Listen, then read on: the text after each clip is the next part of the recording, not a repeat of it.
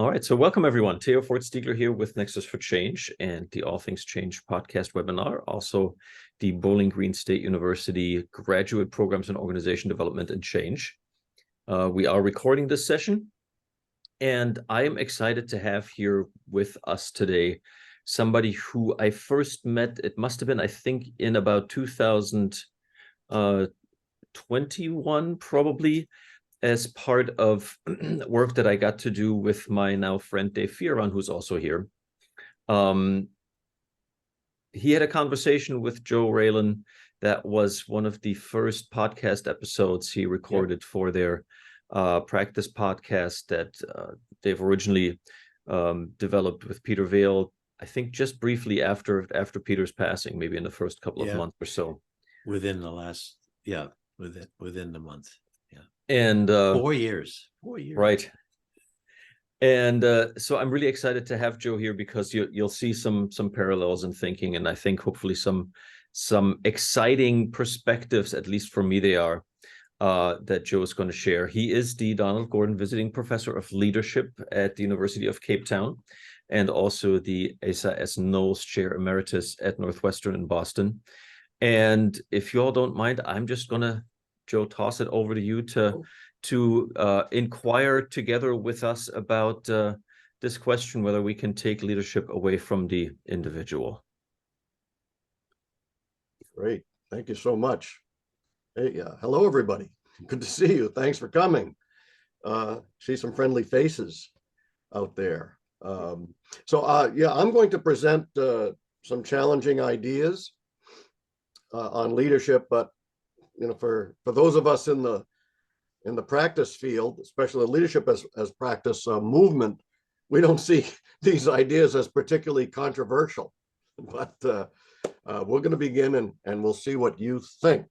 So at this point, I'm going to go to my screen, and I hope everybody can see it okay. Yep. Okay. Well, let me say a word at the very outset about this leadership as practice movement. And as you can see, rather than looking for leadership in people, especially in their heroics, we look for it in everyday practices. Not only in the interaction between people, but in the unfoldings happening in the moment. And there's a social constructionist perspective here, because what we say is that if we can understand and reflect on our practice, we can reconstruct it in light of our reflections and in behalf of our mutual interests. So what is a practice? We're not really referring to the art of rehearsing in the band, as you can see this person playing the tuba there. We're not thinking of it as a professional practice, like a doctor's practice or a lawyer's practice. No, for us, it's an unfolding constellation of coordinated, practical, and embodied activities, and it's socially, not individually, it's socially constructed. So you'll hear a very familiar refrain from many of us in the field. To find leadership, we must look to the practice, not to the individual now. We must look to the practice within which it is occurring. So then what about leadership as practice? The leadership in LAP. So what we like to say is that when social processes change the trajectory of the flow of practices, or change the turning points in the spaces between people, that's when leadership is occurring. So although, there's a lot of unconscious reproduction or routines in practice, anyone entwined in their work, along with their colleagues, can change their practices, often through improvisation. Some of you probably use the word bricolage, a critical reflection, but especially collective reflection in action. Now, is practice orderly? Sometimes it may seem like it's an organized effort, but if you pay close attention, it more likely resembles a jazz improvisation, as one of my former colleagues said, Mary Jo Hatch. The directions the tune will take are only decided in the moment of playing and will be redetermined each time the tune is played. We use jazz a lot, by the way, as a symbolic representation. Okay. Now, why should we study these leadership as practices? Well, remember, we're studying leadership as a practice, not just leadership practices. We're interested in changes occurring in the flow of practices among interacting actors and their artifacts and their impact on leadership. So if we are to change our organizations, we need to understand some of these micro practices creating meaning among people. So some examples, for example, how do we change our collective minds? Or how might we expand a local movement, such as, let's say, zero waste production and sales? In a team, why is it that at times we seem to hum along like a single instrument, and other times we just come to a complete stop? And what can we do among our practices to reverse any ruptures?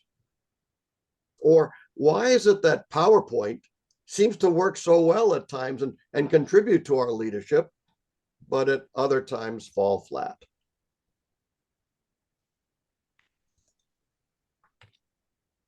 So as you can see, this is a processual rather than entitative approach. So entities, as I say here, like leaders and followers, are stable and controllable and can stand alone or are in these subject to subject or subject to object relationships. But we study processes and practices. We study the flow among these interacting activities and all of their material entanglements. So an example from traditional leadership. Now, we could say that leadership is serial. In other words, once one assumes the position of leadership, they don't give it up. Well, unless, and we have one or two of you from the United States, unless they're impeached. I mean, that can happen, you know. or unless or they, not. right, or unless they leave office, of course. Mm. But what if we said that leadership can be concurrent?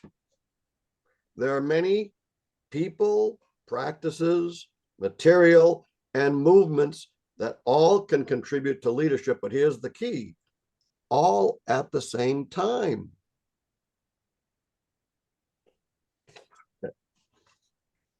All right, so then the theme of this session, of course, is how does it impact the individual model? Well, I'm going to give you a couple of bases for understanding this LAP approach and its focus on practices rather than on the individual. So the first idea is that it's unfolding, meaning it doesn't require any designated role such as leader follower. So the intersubjective construction of meaning arises through social interaction. So those of us that do research in LAP, you know, we rarely talk about leaders or a leader, because, you know, if we use that word in research, it brings to mind so many cultural norms and scripts regarding the behavior of being in charge, such that the resulting commentary often incorporates a manner of discourse attending to this honorific role. See, so we're interested in the unfolding processes that create leadership, and thus we allow our informants to adjust or even recreate their own mental models about what leadership is. So what happens when you use this processual approach and get away from the individual? Well, it requires a certain degree of recharacterization of some of our shibboleths of leadership. So I'm going to give you a couple of these. If you haven't heard these before, hold on to your seats. So what about followership? Well, we would say that the concept has become outdated, because no matter how uplifting you wish to make it, It means doing what you are told.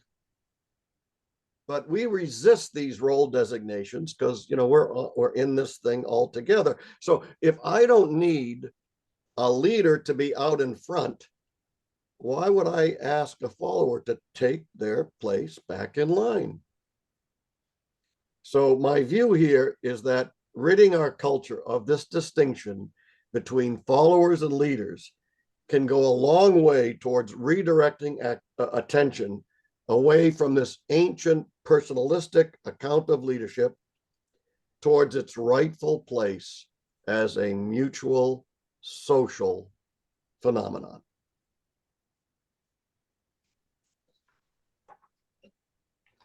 All right, here's another one. So what about management and leadership? You know, we're led to believe they're two very different things, right? But if we strip away the romanticism associated with the expression of leadership, I maintain that management and leadership become functionally equivalent. In fact, I might say that this distinction between management and leadership is merely a fantasy, especially to line the pockets of pundits who make a living out of highlighting the gallantry of leaders.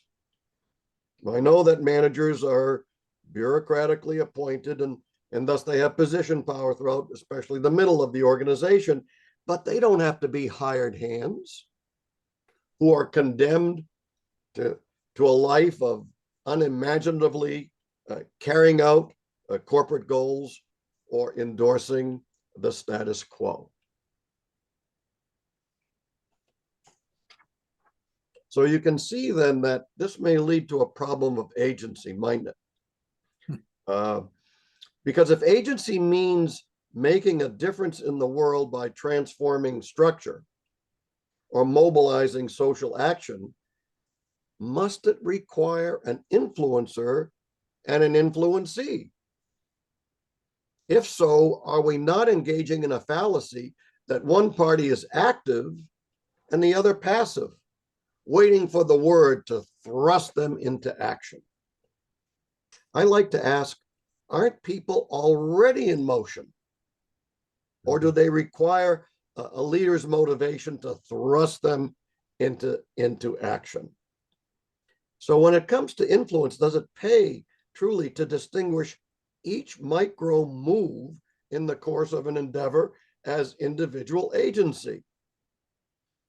So it strikes me at times that influence seems to distort the interactive or intra-active nature of the effort.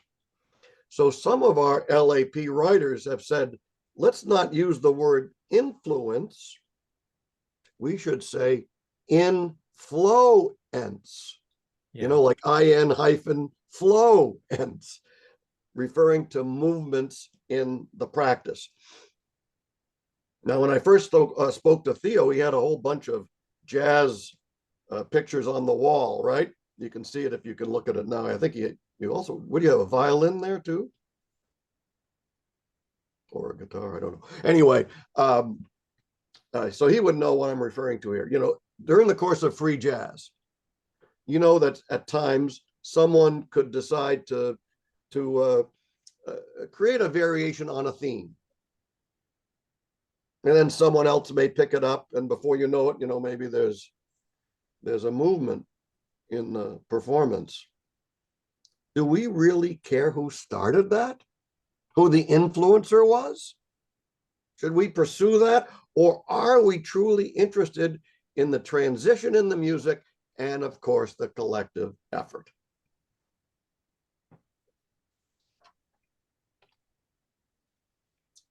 Okay, the second distinction I'd like to make is that with LAP, it is embodied. It's realized through language and movements and other symbolic manifestations. It's not just talk. It's these other elements, like, as I said, bodily movements and reactions and voice and so on.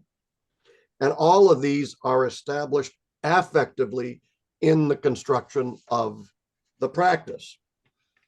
So I'm sure this brings to mind a question right away, especially for those who are involved in, say, discursive leadership. What about the role of conversation? Mhm. Well, but the practice approach is not encased in speech or text. We need to look at the totality of the practices. So we maintain that people are capable of moving beyond the relational to the transsubjective collective orientation, transforming their immediate relationship, their embeddedness, or what John Schroeder would refer to as their withness, their withness. So this might be a moment to think back to one of the most famous philosophers of the 20th century. I'm referring to Ludwig Wittgenstein.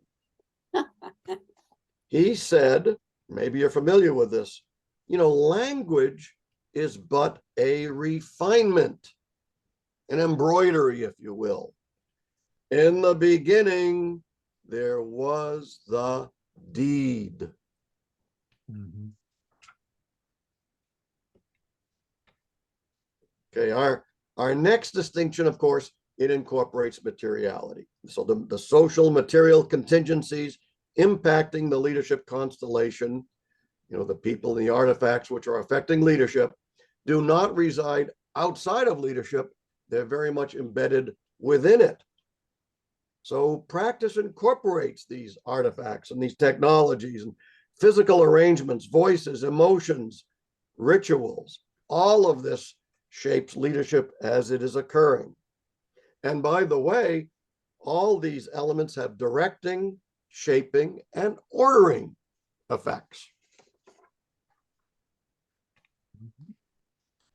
There's also a contextual element, right? We believe that objects and events are considered equivocal unless they're understood in their context. So context becomes the basis of meaning. It doesn't reside outside of leadership. It's not a condition for leadership, but it's embedded in leadership activity at multiple levels.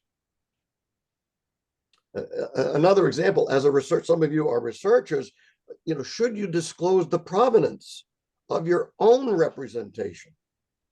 What is your context? What are your interests? And I see that some of this material now is incorporated, I think, in a relatively new field that is being called, I believe, open science. Open science.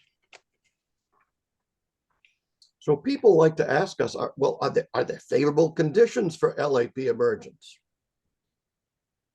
Well, LAP is going on often. Probably just a question of whether it's recognized as such.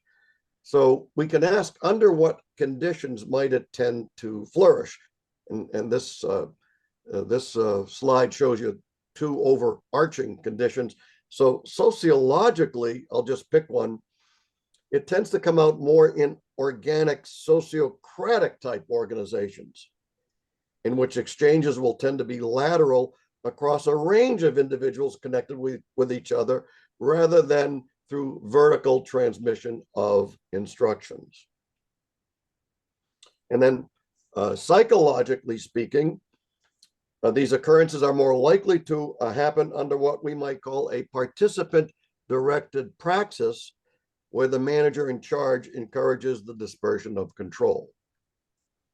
So certainly there's less likely to be emergence in autocratic conditions, but not always. Because think of it, perhaps after a despot gives their order, the people then that are left behind, they have to figure out how to implement the order, right? So that's where LAP may be going on, or it may be also a case, and I know some of you are very familiar with this, they may wish to sabotage the order.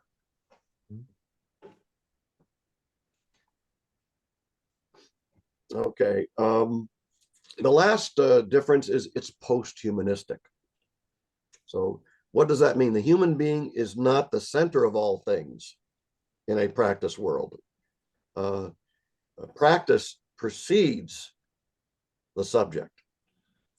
So we tend to refer to the ontology here as flat. a flat ontology, okay? So it sees knowledge as arising from a contested interaction among a community of inquirers rather than from a single source of expertise. It arises from local emergent entanglements. And in that way, perhaps it can ward against blind reliance on leaders and their demagoguery or their anti-democratic practices. So my last point, I think I'm on time. I hope so, Theo. Is there a democratic inclination in LAP? Well, one of our authors, Philip Woods, says yes.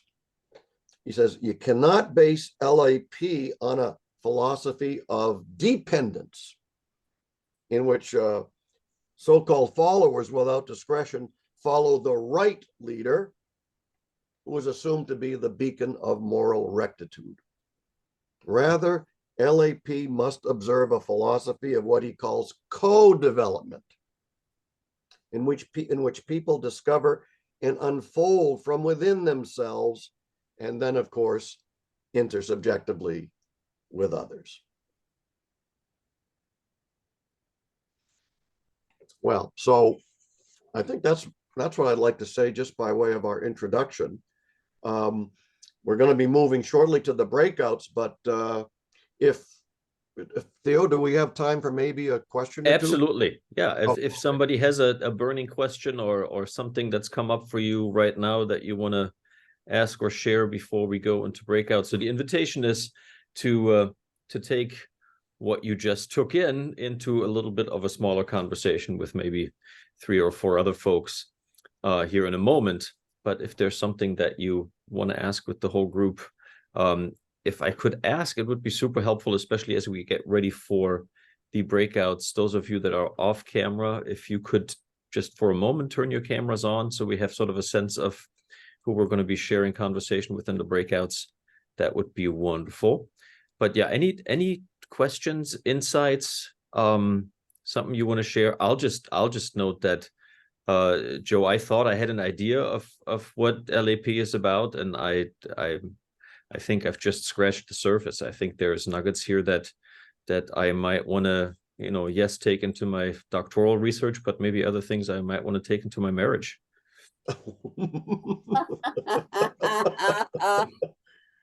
Oh my goodness. A lot of pressure. No, I don't think of it as pressure, but we spent so much time, I think, talking about dependence and codependence and interdependence and what's appropriate levels of dependence. I love the last slide that you just had by Professor Woods, that like, what if we thought of it as co-development rather than how do I depend on somebody else? Yeah. Joe, this is what I guess the jargon would be a macro question.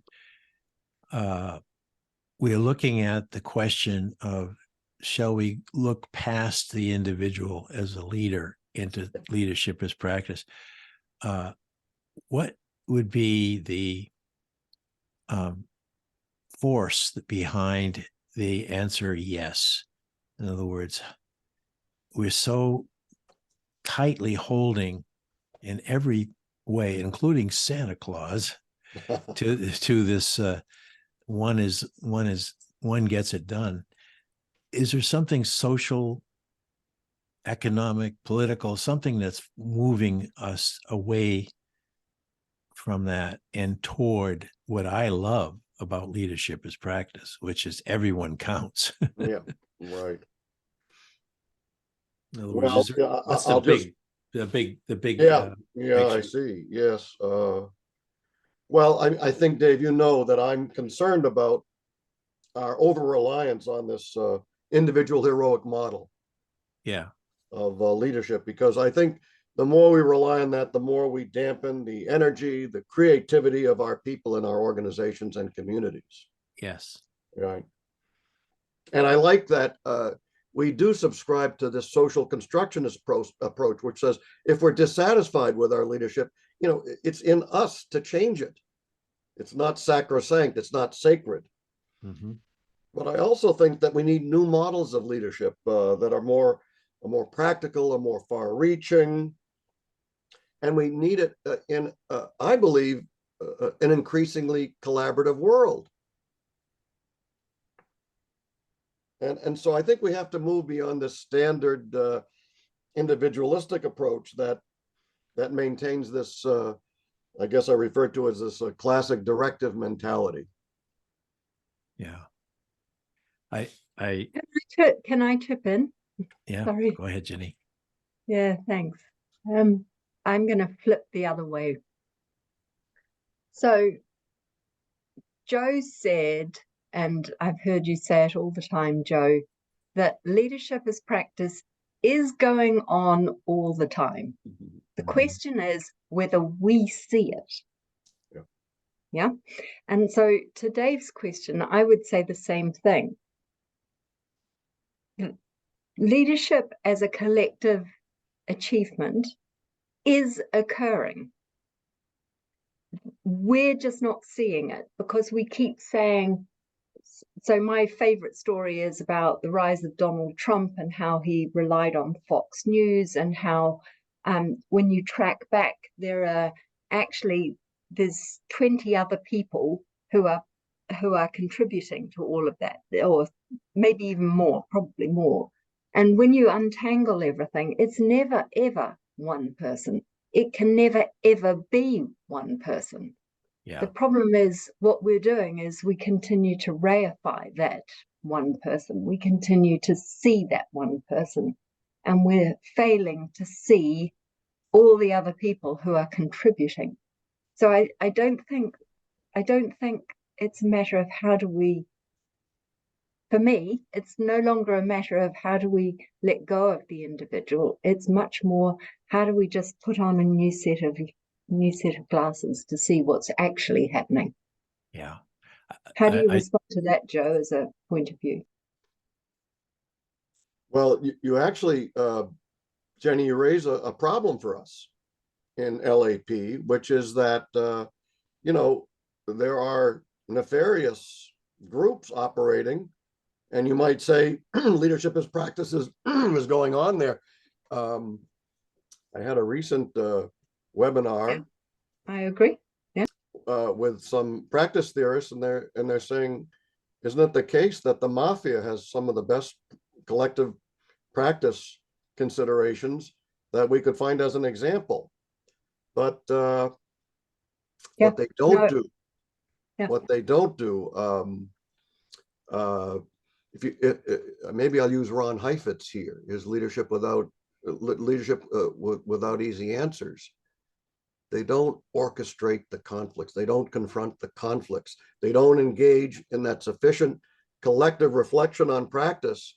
And as a result, there's a question about not only about their respect for people, but of their commitment to their communities to move beyond, the standard approaches that are governing the regimes of truth that are occurring here.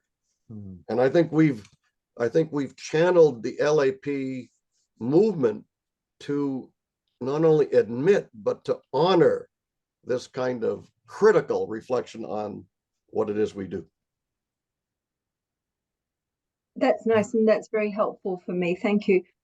We have a protest movement here in the UK and maybe into Europe called Extinction Rebellion, and one of the reasons it's generally considered to be unmanageable is because it is very much a collective. It's an amoeba. There's no single person. So the police go after one person, and it reconfigures. But they very much have a reflective practice. They actually turn back on themselves and say, what is it we're doing? So to that extent, they are set apart from the other examples you were giving. Thanks so much. I didn't mean to jump into this. I just wanted to offer a different way of thinking about it using Joe's own logic. That's an area that I think we have to do more research on, huh, Jenny? Especially linking it to various forms of, I guess, work-based learning. Yeah. Yeah. So I'm curious if I could get a show of hands. We're starting sort of into what feels like a natural flow of conversation, and maybe, there's 11 of us here. Those of you that are on camera, how many of you would really love if we went into some smaller conversations? And how many are just fine if we stay here and exchange together? All right. Joe, it feels like we have a quorum toward just staying in this conversation and opening the floor. Is that, if that works for everyone, I think that can be meaningful. Your show, Joe.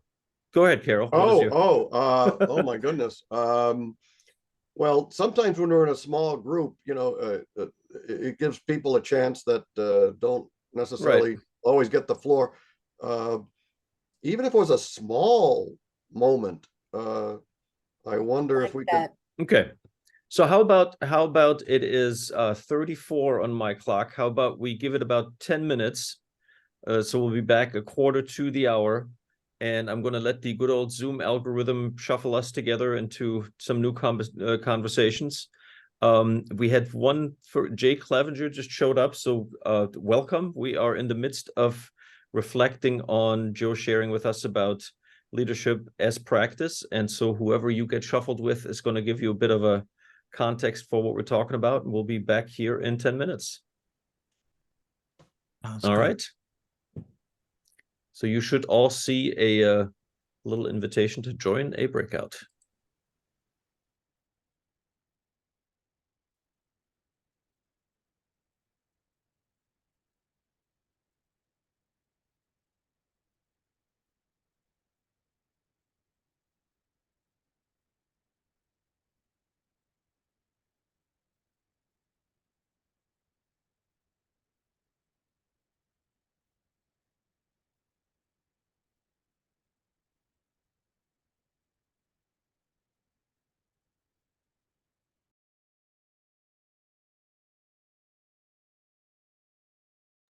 So welcome back, everybody. We're back on being recorded, just so that you're aware that the recording has been restarted. Apologies if you were somewhat rudely interrupted mid-sentence or mid-thought, but feel free to share whatever that thought or sentence was with the larger group. So the two prompts that I don't know if you saw them in the chat, that in my recollection and memory from your slide was the first question was what puzzles and intrigues you about LAP, and what are some questions that you bring?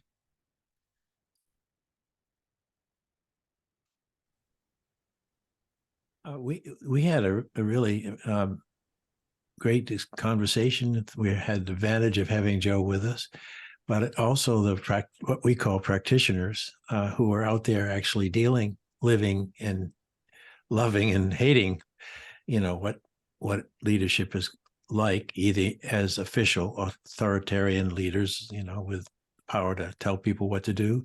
And one question that arose was, well, we would rather not have to tell people what to do, particularly as they're working with a temporary sort of workforce. And the last sentence was, don't mess up and make Jen have to write another policy. Right, Jen? and that's kind of interesting, because it's sort of like there's the whole evidence of policy among us, and rules and things that we know we need. And perhaps that's something to explore, because if people either don't need a policy to make them behave, or they love a policy because it helps them behave, then policy is a good thing, but not always, right? That's my take on it. But it was a great conversation.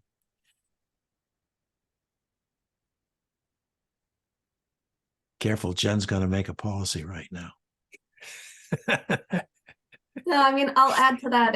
I appreciate that Joe was in my group, because my question really was around that. Like, how do you apply this then into that business world where you do have kind of formal leadership up here dictating things, but you also have some natural born LAP practitioners, in the midst. And I think some good advice that I got from Dave and Joe was, to really look for those pockets.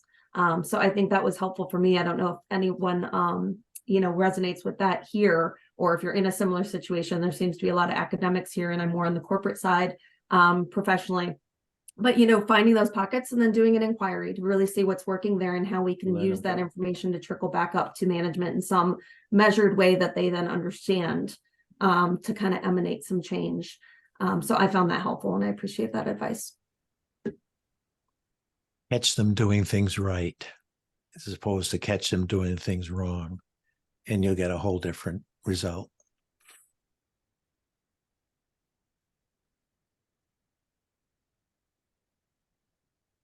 I guess everyone else just sat there and looked at each other. Well, Lisa. I can chime in. So I'm someone who's served in leadership positions in organizations, both with formal authority of leadership and informal authority of leadership.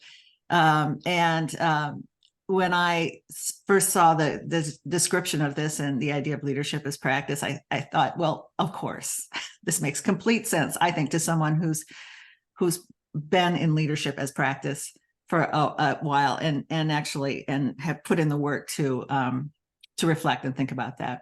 But there's two things I wanted to bring up. One is that I have investigated this connection between leadership styles and even organization styles, and its connection to the idea of jazz. I find it very interesting that, and part of it is because I play music, play jazz, you know, it's right here. You talked about improvisation, and the words that you use that just followed that, Joe, were critical reflection and collective reflection and action. And those two phrases are exactly a description of improvisation. That is what improvisation is when we do it in jazz. And but as I've worked on this, and the other point that I wanted to make up is that I find it fascinating that some of the social psychologists and people that we look to in our field of development and organization development, Donald Shane, Carl Weick, Frank Barrett, Peter Vale, all were musicians, jazz musicians. That's true. Yeah. So I think there's something there.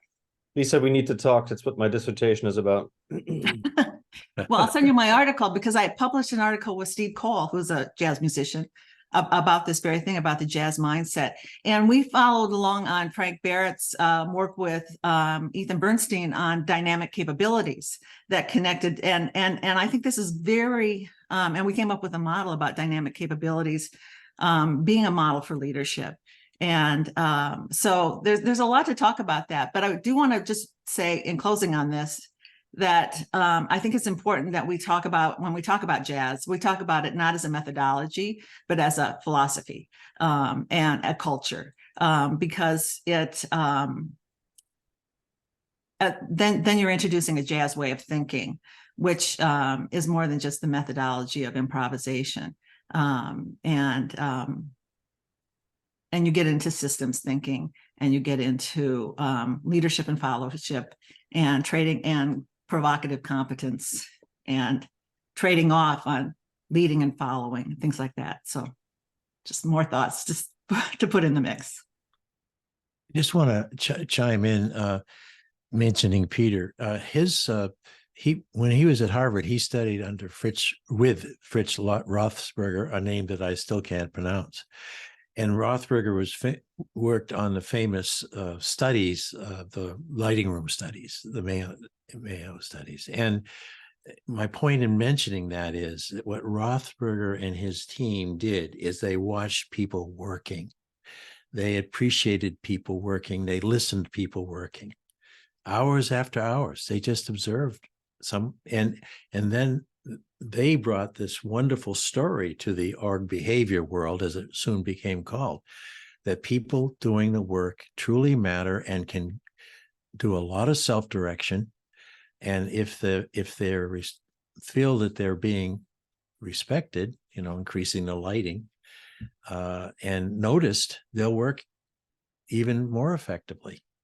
So that very close to the worker aspect came through very much in my work with Peter and learning with Peter. Similarly to the work of Joseph Turan in the quality movement, very focused on who does the work, give them as much in the way of tools and information and trust as you can give them. So we aren't looking at either or when we're looking at leader or leadership as practice. I think we are simply, as Joe said to our group, we're discovering something that it's always been there. We're just giving it a new look with new eyes. And I think it's the perfect time to be doing it. I wonder if Malena and Tatiana want to join in on this, but that's something that came up for me in our conversation, that the either or nature that we are sometimes so comfortable with, and that seems so much easier to pursue than, if it's not either or, what is it? Then suddenly it's an ambivalent network of congruent options that I got to explore and figure out. That seems so, suddenly I have to think about it and decide how I feel about it, rather than just having a leader tell me that between A and B, A is the better choice, and I go, okay, that's what I'll do then.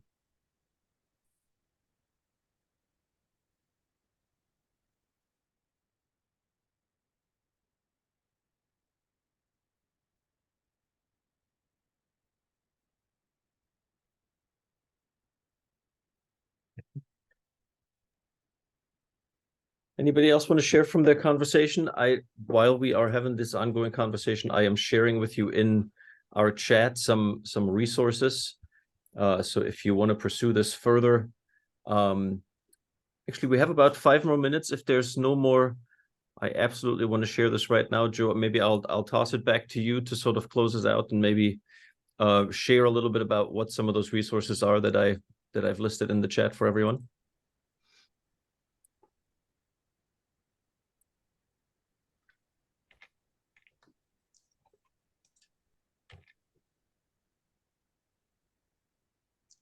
Can everybody see that?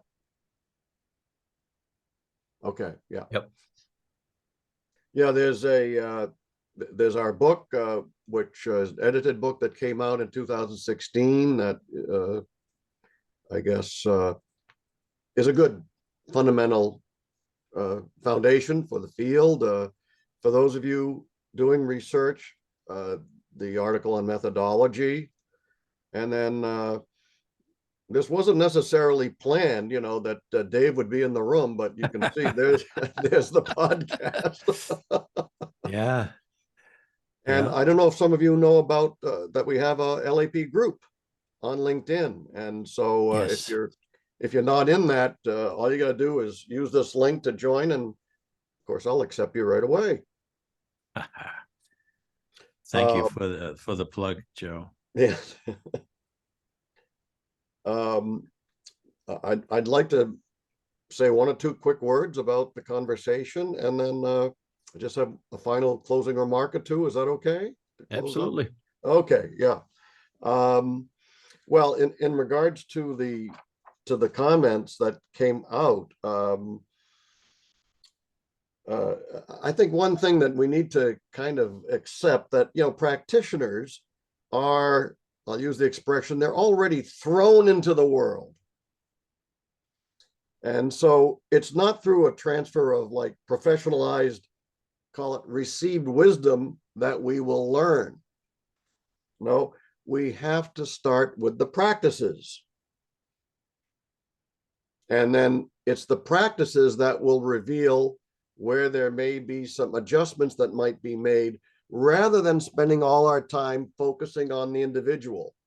So in OD, for example, organization development, should we start by changing people, or should we start by changing the practices that may not necessarily require a change in people, but a change in the way that they interact with one another? And maybe we can make some adjustments there in their interaction, their conversations, their intra actions. And then what about the case, and Jennifer brought this up, what about the case where you're dealing with some pretty close-minded executives? I mean, I think that was a very practical example, practical case. And this isn't a cure-all situation here, but I think what we concluded is that there may be some room for an intervention, even if it's from below, you know, where, what do we say, the bottom can teach the top. There may be some room for intervention where, at least at the top level, there may be what we call the essential ingredient, doubt, where there may be some doubt. Okay, so that's basically what I had to say from this, you know, from this conversation here. I want to thank people for your courtesy and your consideration, especially in entertaining this kind of alternative perspective, right, on leadership, and you know, your willingness to contend with this area of study, that certainly presents some very, very different alternative views. Now, I also want to extend my thanks to Theo for moderating this session.